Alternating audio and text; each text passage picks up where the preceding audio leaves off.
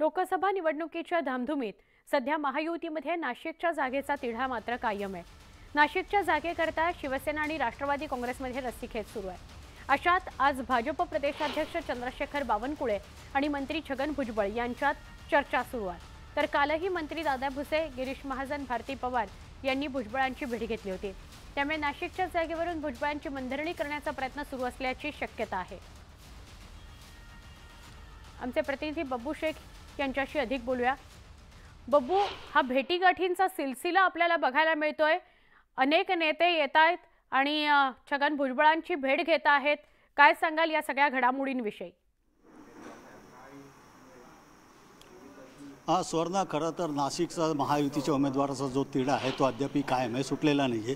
काल गिरीश महाजन येऊन गेले, रात्रीपासून प्रदेशाध्यक्ष बावनकुळे आलेले आहे। ते नेत्यांची भेटीगाठी घेत आहे। ते थोड्या वेळातच छगन भुजबळ यांच्या भेट घेणार आहे। त्या अगोदर ते आता मराठा विद्याप्रसाराचे जे माजी सभापती आहे निलिमा पवार त्यांच्या निवासस्थानी आलेले आहे आणि बंद राड जवळपास अर्धा तास झालेला आहे। त्यांची चर्चा सुरू आहे आणि ही चर्चा संपल्यानंतर ते मंत्री छगन भुजबळ यांच्याकडे जाणार आहे। सुवर्ण, बब्बू, मात्र काय दडलंय या भेटीमागे? कशा करता या सगळ्या गाठीभेटी सुरू आहेत? नाशिकमध्ये छगन भुजबळांचं वर्चस्व आहे, येवल्यामध्ये त्यांचं वर्चस्व आहे, असं असताना भारती पवार सुद्धा भेटून गेल्यात, कसं बघाल?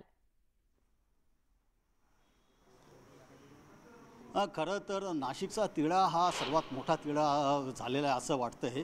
कारण आज थोड्या वेळापूर्वीच पालकमंत्री दादा भुसे यांच्याशी जेव्हा चर्चा प्रसारमाध्यमांशी त्यांनी बोलले का काही तासातच हा तिढा सुटेल आणि गोड बातमी मिळेल। पण उमेदवारी कोणाला मिळेल? महायुतीला मिळेल, महायुतीमध्ये शिवसेनेला मिळणार आहे का राष्ट्रवादीला मिळणार आहे? हा जो सस्पेन्स आहे तो अद्याप कायम आहे। त्याच्यामुळे नाशिकची सीट कोणाच्या खात्यात जातं हे पाहणं महत्त्वाचं आहे।